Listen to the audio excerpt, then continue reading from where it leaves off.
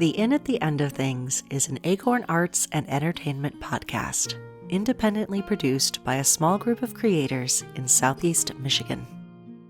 Since we run the show ad-free, we rely entirely on support from listeners like you to keep the Inn's hearthfire burning through the night.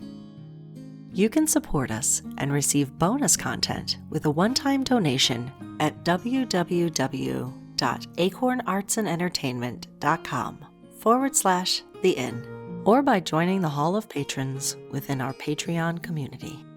Even the price of a cup of coffee goes a long way to keeping the lights on for our little inn. As folktale enthusiasts instead of academics, this is your friendly reminder that our folk and fairy tales come from the older, grimmer end of the woods and can contain material not suitable for all audiences, so listener discretion is advised. And recommended for your 5-star stay with us, the inn is best experienced somewhere cozy with a good blanket. Thanks so much for your support, and welcome.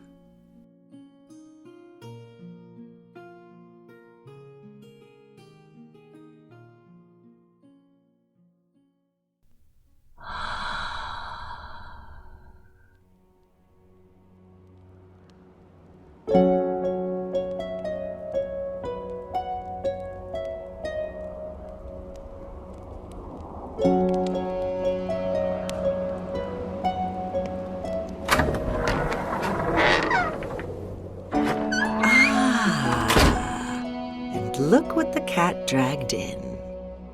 The cake's just been cut, and it's apple spice tonight, here at the Inn at the End of Things. Pilgrim, come in, and here's a party hat for you. Which color shall we favor today? An excellent choice, and it comes in polka dots, no less. Come on, set those things down there. Everyone's in the first dining hall. Yes, you can come back for them later, not to worry. Off with your coat, that's good. Mind the carpets. Just got them cleaned yesterday morning by a very nice vacuum salesman. Some of these old rugs haven't seen a good steam clean in decades, so it worked out just fine for everybody. Here we are. Look who I found outside. Come on, don't worry. You don't have to introduce yourself to anybody you don't want to. Everything's delicious, and it's a certain young lady's 7th birthday, so Cook has outdone herself with the best apple cake to ever hit your lips. Waylon will pour what you want if you ask nicely enough. First things first, though, here's the hero of the hour. Toll, this is one of our guests, in for the night. What say you? Shall we share up another slice of your cake? It's the biggest cake in 3 counties. Grandma weighed it out. That she did, and has been saying she'd do for the last month. Said she'd not be beat by Anushka Patil's spice cake that took first prize at last year's fair. Anushka's the baker next town over, and she makes the best cardamom cake you've ever had in your life. But don't tell Dyron I said so, or she'll find something heavy and start aiming for heads. Grandma says she's got the best aim in 3 counties.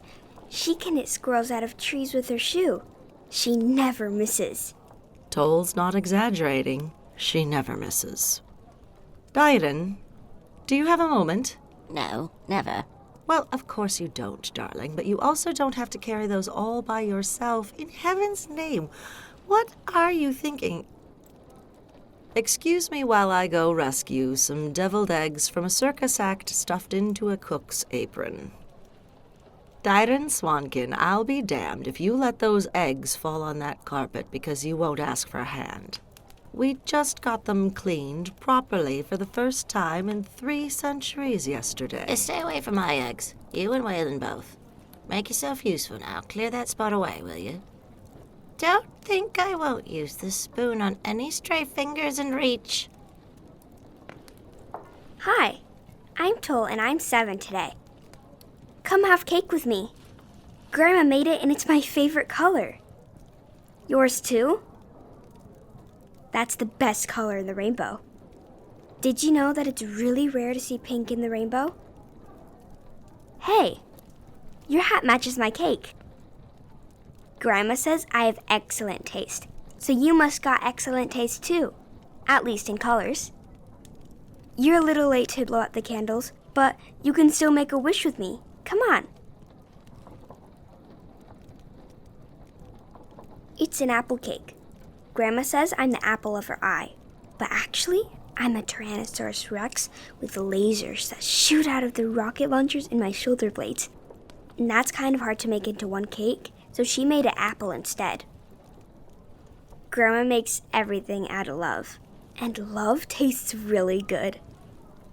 When did you get here? That's exemplary. I got here after school, but that was about 500 hours ago, and I get to stay up late tonight. You get to stay up late too? Yes. This is going to be the best night in forever. I'll light this candle on fire and we'll blow it out together. It's okay. I'm big now, and as long as I have adult supervision, I can light stuff on fire. Just small stuff like candles.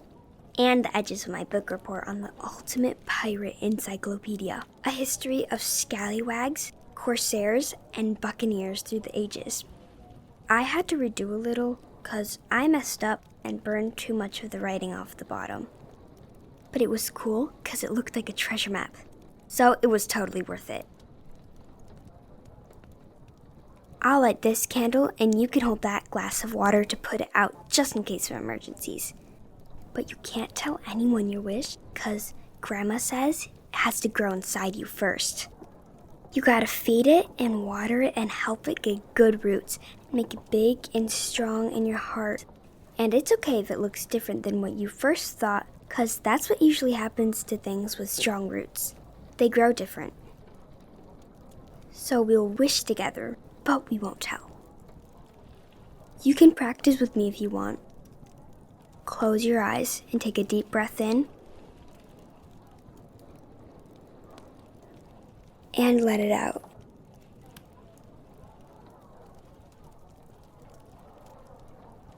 And take a deep breath in so the wish can blow a little more.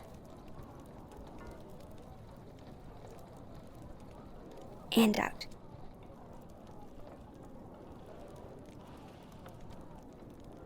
And another in so it's even bigger.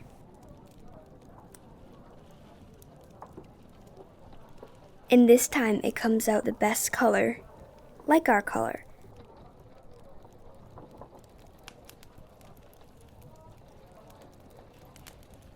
Grandma says if wishes were fishes, we'd never go hungry. But Auntie Keep says that too many fishy wishes stink up the house. And you're better off putting your hands to work than sticking your head up in the clouds. But she also winks every time she says it, so you know it's okay. Of course, they're all gonna come true. It's a really good cake. Wait, I'm supposed to be counting. I forgot.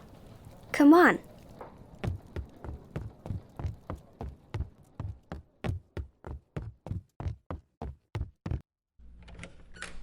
Hi, everybody. Sorry I got a little distracted. I found a new friend who's joining the game, but it also means I stopped counting. Don't worry, I won't start back at 100. I'll just start back where I stopped, which was... 42. Right, 42. Which means you've all got a few seconds left to find a new spot.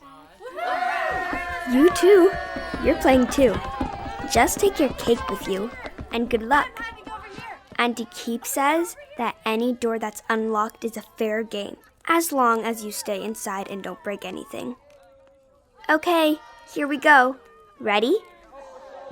42, 41, 40, 39, 38, 37, 36, 35, 34, 33, 32, 31, 30, 29, 28, 27, 26, 25, 24, 23, 22, 21, 20, 19, 18, 17, 16, 15, 14, 13, 12, 11, 10, 9, 8, 7, 6, 5, 4, 3, 2, 1.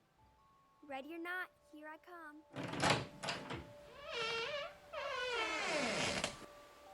Great minds think alike. Close the door. No need to go off to find a better spot. You won't find one other than this big old cabinet. At least, not a cabinet stuffed with pillows that likes to camouflage itself and move through the rooms in a blink of an eye. Hide with me. Come on, there's plenty of room. Not a bad little Narnia spot, is it?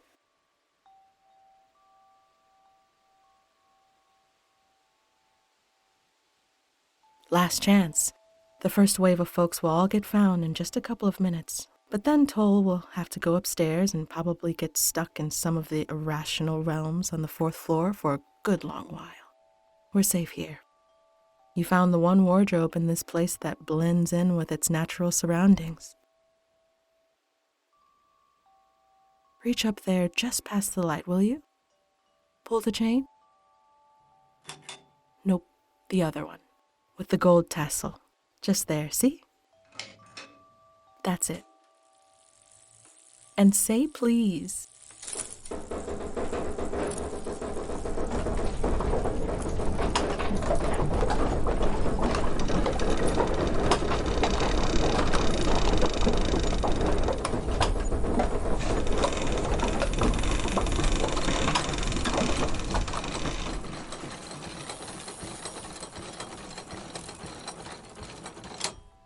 I'm Abeba, and you're welcome for the hiding spot.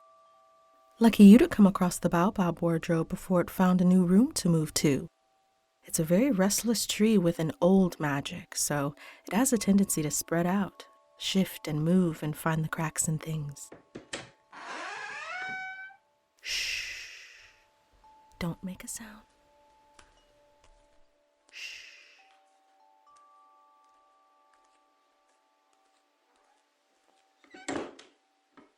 So, you know the art of stillness, little ape seed.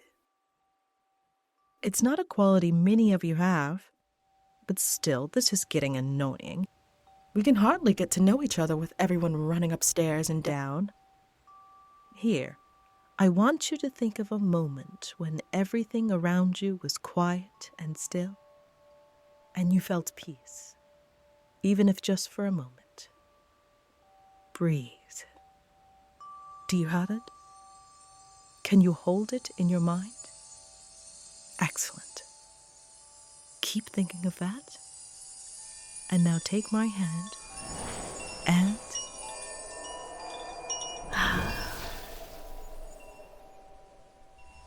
There.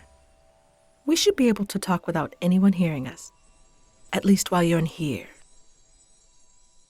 I think we'll be good for a while. Sounds like the twins went upstairs. The Count has good hearing, though, so we should be quiet and stay here for a bit. Long story short, every now and then the baobab wardrobe camouflages into the wood around it until it finds a new place to reform. I think it's because this one is particularly vain and likes to try to find rooms with mirrors to catch different angles of itself, but that's just between you and me. Anyway, if you pull that little tassel and ask nicely, the wardrobe may listen to you and move when you ask it. Although it never goes where you want it to. So I'll poke my head out in a couple of minutes to figure out where we've ended up. It's got a mind of its own, but don't worry about that. Most wooden folk do. I should know. I am a sprig of the southern orders and a nymph to Ibiemi. the first acacia. Thanks for sharing a closet tonight. It's pretty cozy, right? All these extra pillows tucked away. See, if you push back there against that bedding, it just keeps going. I don't know if there's a back to the wardrobe. Good thing for those of us who don't care for tight spaces. Stretch out if you like. We may be here for a minute.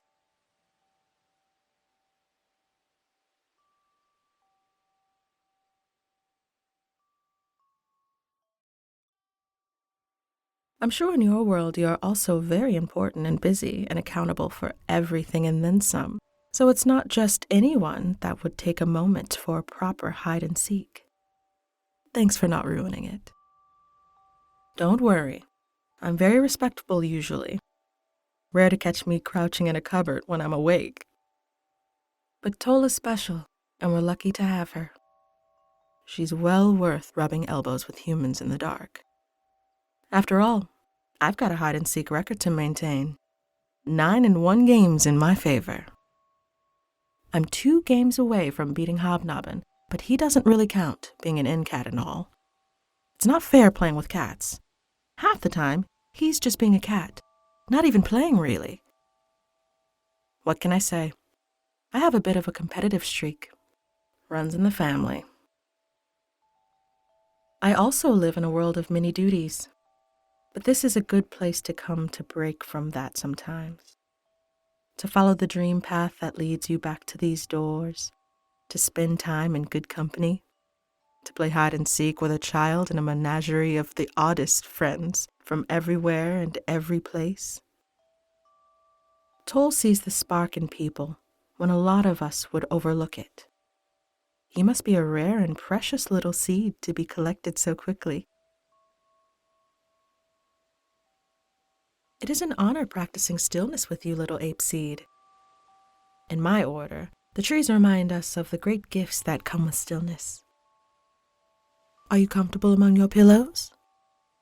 Then allow me to share the gift of stillness with you here and now. If sleep finds you now, then may the dream path you follow tonight lead to quiet forests and cool, still groves.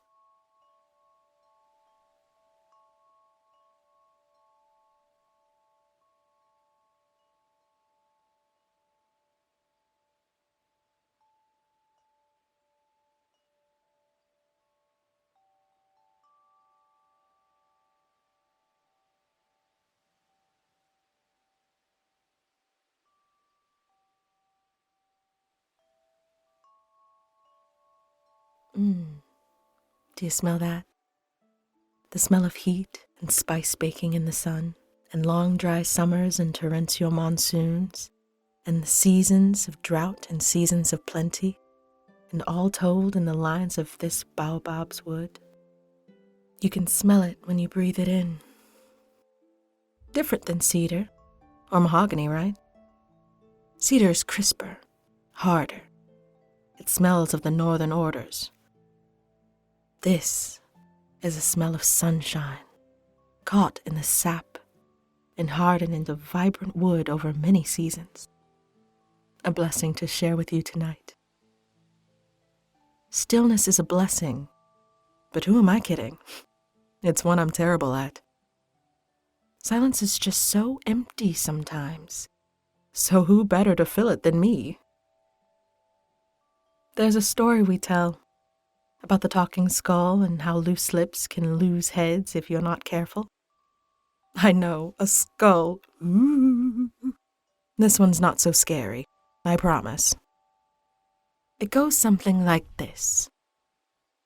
Jackal was a mighty hunter in his village, but there had been a terrible drought for nearly 3 seasons now, and he was starving. All of his tricks were as used up as the dust at the bottom of the river, and now he was hunting as if his life depended on it, because it did. He had been out on the trail for some kudu for days, but had lost all hope as the tracks had vanished into the hard, cracked earth, and there was no other living thing in sight. Finally, he spotted a grove of acacia trees and thorny shrubs clustered together in the distance, and stumbled towards it. licking parched lips and praying for water. At midday, he fell under the shade of the first mighty acacia, its leaves forming a welcome green umbrella against the harsh sun. "What are you doing here?" came a voice from next to his ear. Jackal sprang up, clutching his spear in surprise. There among the shadows at the foot of the great tree, he saw a skull, bleached white by the desert winds. He looked quickly around him for anyone else who might have spoken, but there was no one there. "Hello?" Jackal peered cautiously into the bush willows in front of him. "Who's there?" "Hello," said the skull. "I am." Jackal fell over backwards in astonishment. "Excuse me?" he cried out. "I can see that God did not bless you with many ears or brains," said the skull hollowly. "I said hello. What are you doing here?" "It's good to meet you. I'm hungry," said Jackal feebly. "And I'm pretty sure there's a good chance that I'm hallucinating too." Muttered the skull. "Well, hello, hungry. I can tell you where to find food if you can keep your tongue to yourself." Jackal instantly agreed to keep quiet, and so the skull told him of a clutch of fruit trees only a few steps away. "But you must say nothing about them," said the skull. "It will bring bad fortune if you speak of the grove." "Many thanks," said Jackal, and he dove into the thicket and found the grove of marula trees, heavy with gold and yellow fruit. He threw himself at the fruit, devouring it, skin and all, until he was sick, and then ate some more, the sweet juice running down his face and chin and hands, chasing away months of hunger. Then, thinking of his village, he collected as many of the marulas as he could hold, weaving a basket from the reedy grass around him and piling it high with golden fruit. He retraced his steps back to the edge of the grove and stopped in front of the skull. "Many thanks to you," he said, and bowed. "You've saved the life of a hungry man, and many more besides me. But tell me, how did you end up at the foot of this tree?" "Too much talking," said the skull, and it clacked its jaw shut and did not say another word. Jackal tried to ask about the grove and about the skull and how it got to the middle of nowhere, but all he could hear was the wind. Finally, he thanked the skull again and turned back home. When he arrived back to his village, Jackal was the hero of the hour, and the fruit was quickly distributed among the children and the sick, and his name was chanted up and down the streets. He was brought before the chief, who thanked him and praised him. And without a second thought, the jackal blurted out the story of the talking skull and the sacred grove of marula trees and the long journey across the desert, which no doubt had fated him a place here before the big man himself. And the big man himself was in agreement, for a talking skull was something to be richly prized. "My name would be known across the land," thought the chief, "and 2 heads might rule better than 1. So he sent Jackal back out with a party of his best warriors to bring the skull back to him. The patrol of warriors went out with Jackal back across the scorching desert for many days until at last they arrived before the forest of trees. Searching around the roots of the great acacia, Jackal quickly found the skull again. "Speak," the chief's warriors commanded imperiously. But the skull merely sat there and stared ahead through sightless eyes. "Speak again. It's me," whispered Jackal urgently. "Remember when I was here before and you told me about the fruit trees? Just say something. Anything." But the skull remained silent, and all that could be heard was the wind. The war party leveled their weapons at Jackal. "You brought us here in the middle of nowhere to make fools of us and our chief," they cried. And within a blink, Jackal's head was sitting next to the skull in the dirt. As the dust settled from the patrol heading back out across the desert, the skull spoke up. "So, what brought you to the foot of this tree?" it asked. Jackal's head sighed. Too much talking. You can take your pick of morals out of this one, and the sisters of my order certainly do. We each have our favorites. Don't talk too much. Don't let your curiosity get the better of you. Don't eat till you're sick. Don't try to impress big men who barely know you exist and could care less that you do. Don't talk to strange skulls you find on the ground. But in a sea of don'ts, I think I like the do's in this story better. Do share the fruits of your adventures. Do make sure to be polite to people, even if they're bones. Especially if they're bones. Do follow your curiosity and find your fruit. But the most important one? Do guard your grove. Sure, share the fruits of your labors, but nobody needs to know where your fruits come from before they're ripe. How you keep them, what kind of sunlight they need, what kind of fertilizer you're laying down. All of this is between you and the source of your inspiration. The grove knows, and the grove will protect those who protect the knowing. So the knowing is passed, from earth to root, to leaf, to sun. We rejoice in the knowing held by Ibiyemi, the great acacia, the ebonies of Ceylon, the baobab baronies, the evergreen wood, the eucalyptian circle, the cedar sisters, the first fir alliances of the south, north, west, and east.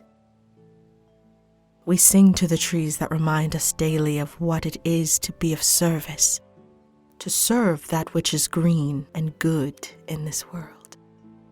We lift our limbs to the sun, to drink deeply of many waters, to sink strong roots into dark earth, to bend the waltz of the seasons without breaking.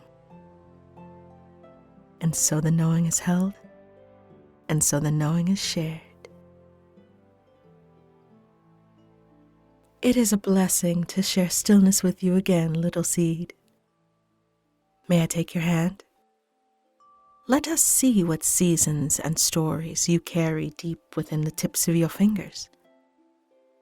Within the rings of your bark lies a rich story ingrained deep within your lines. Already there are seasons of drought and seasons of plenty, full ones and lean ones, some storms, much sunlight, some heartbreak, some triumph, and much, much more to come, I see. Your roots are deeply tangled underground with many others of great growing, even when you feel alone. They beg you to remember that you are never alone. They reach out to cradle you in their arms from the great root networks of this earth to remind you of the web that holds you stretching up through the ground, centimeters below to support you every step you take. You scatter seeds of hope to so many you don't even see. You make mistakes. You're only human. These mistakes too will scatter beneath you. You can release what no longer serves you when the wind signals it is right, and you will stand proudly against steel sky, knowing that this rich loam you have let go will lay the foundation for the bed of 1,000 generations after you, well nourished by the leaves of loving elders. And so the knowing is held, and so the knowing is shared.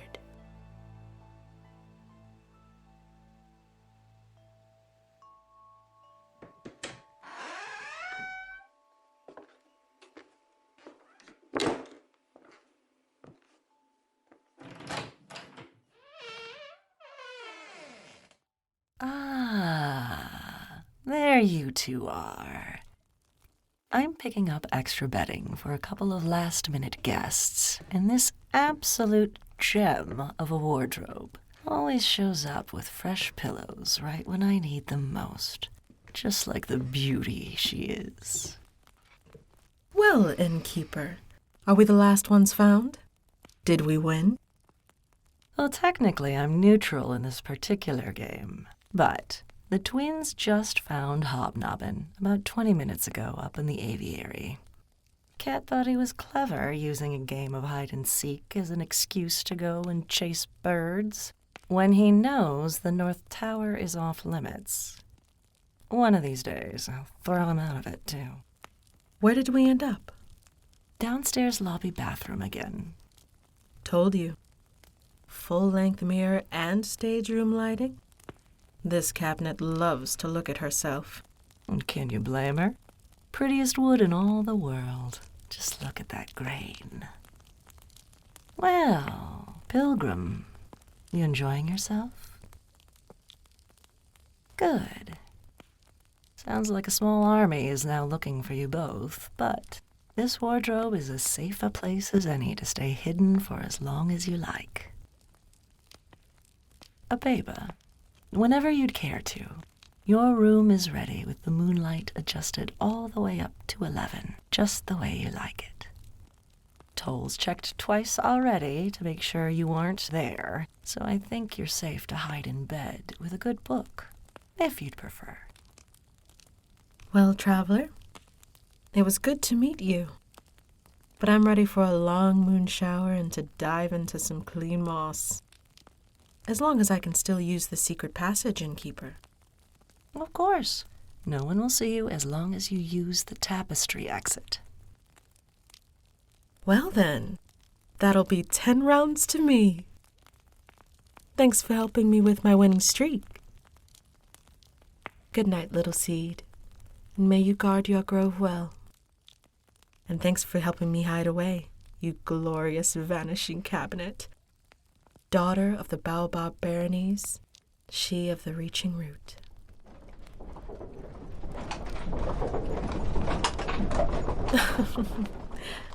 She likes you.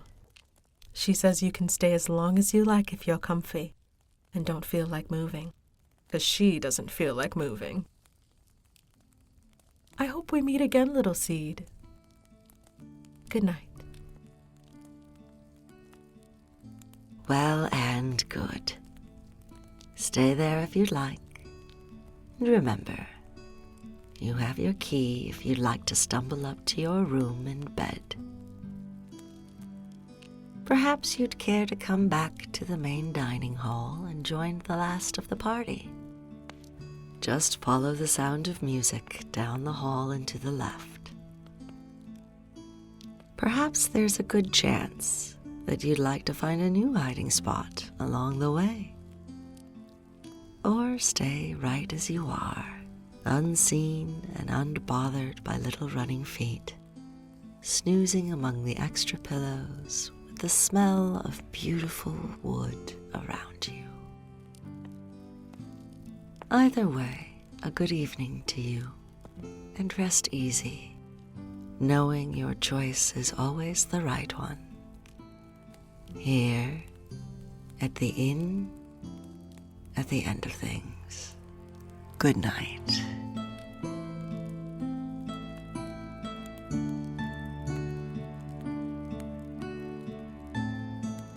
You've been listening to The Inn at the End of Things, an Acorn Arts and Entertainment production. Tonight's tale featured performances by Charlotte TL as Toll, the grandchild, Kayla Green as Abeba, the wood nymph, and Luna Alexander as Dighton the cook and the innkeeper. This episode was written by Luna Alexander, with production and technical support from Josie Eli Herman, Michael Allen Herman, and John Tuma. As our evening draws to a close, we'd like to pause here within our Hall of Patrons to thank the many wanderers, voyageurs, and fellow night owls who keep our hearth fires burning long into the night. Whether you're a member of our Patreon community or have donated independently, we salute you and say thanks. We couldn't do it without your support. This week's list of hallowed heroes includes many thanks to Chris Hoffman-Kraske, Ruth Needler, Brian Leduc, Amanda Logston, Sarah McNitt, Joanna Karina Palaska, Jason Such, Patricia Tuma, John Stanford. A special thank you to our friends at the Plymouth Community Arts Council for sponsoring our first season. Thanks for supporting your local art communities. May your generosity be returned threefold wherever the road finds you.